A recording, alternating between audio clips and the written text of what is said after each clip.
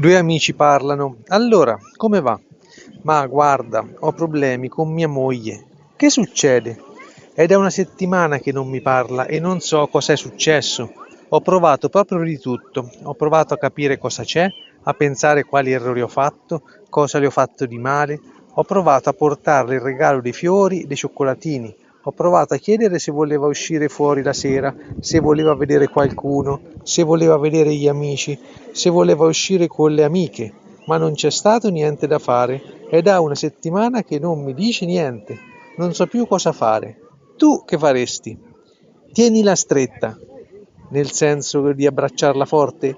No, nel senso che non si trovano così donne che stanno a stare zitte una settimana, per cui tientela stretta.